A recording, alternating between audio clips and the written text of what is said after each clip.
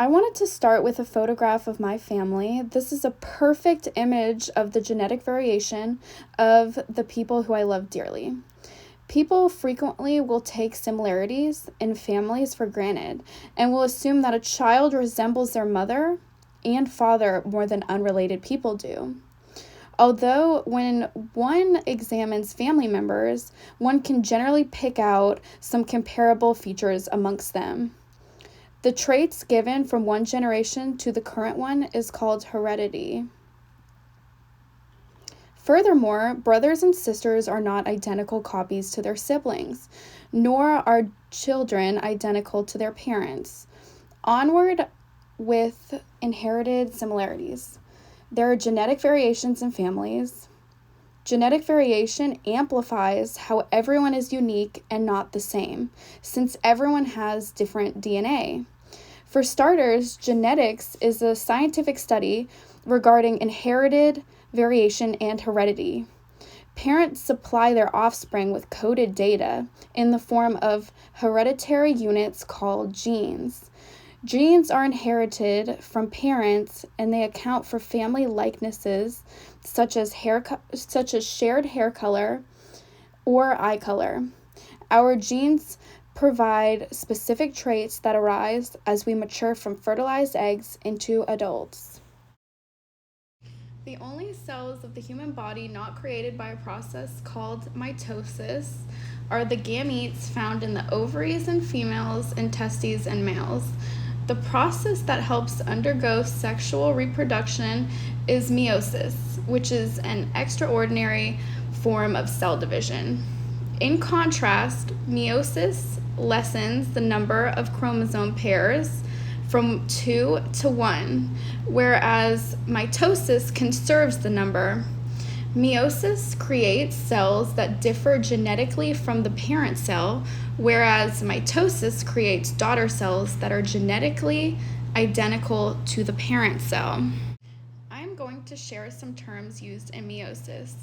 Every cell with 2 chromosome sets is termed a diploid cell and has a diploid number of chromosomes, shortened to 2n.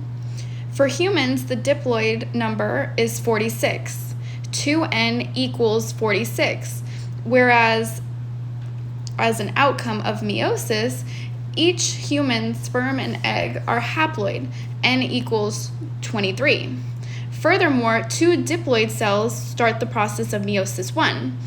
There are 4 steps in meiosis 1. Comparatively, there are also 4 steps in meiosis 2. Prophase 1 shows movement within the centrosomes, spindle microtubule formations, and the breakdown of the nuclear envelope, which is the purple.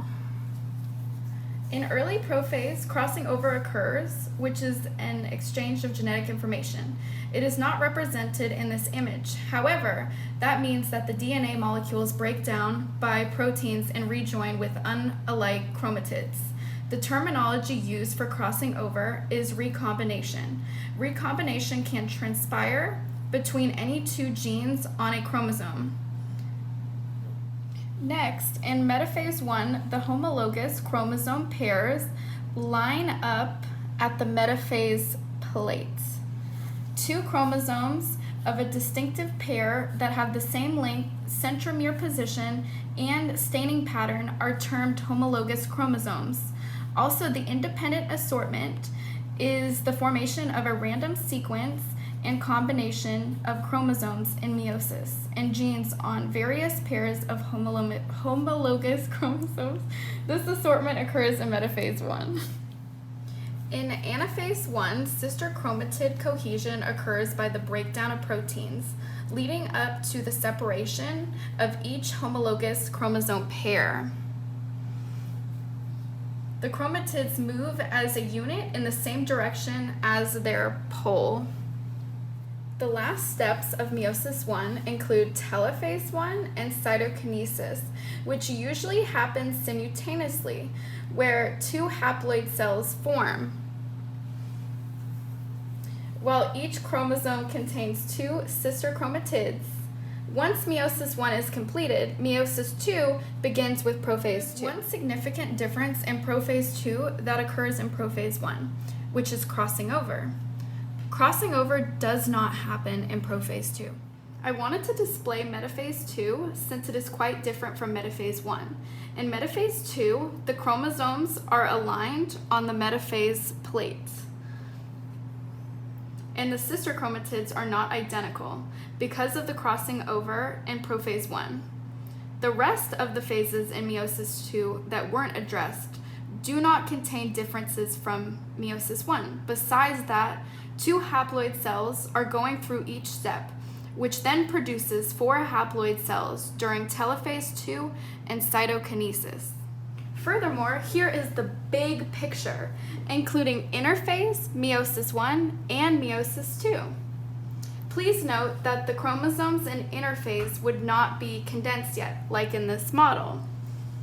The purple chromosome was inherited by the mom, and the aqua chromosome was inherited by the dad.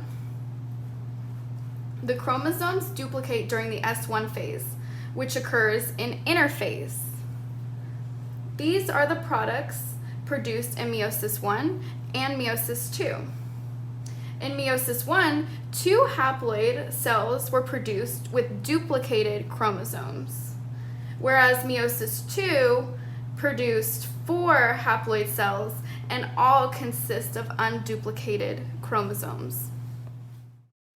Random fertilization pertains to the fact that if 2 individuals mate and are both capable of creating over 8 million potential gametes, the random chance of a sperm and egg developing together is a result of these 2 probabilities reproducing.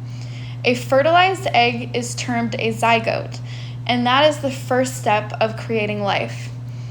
Please wait till you are ready to make babies.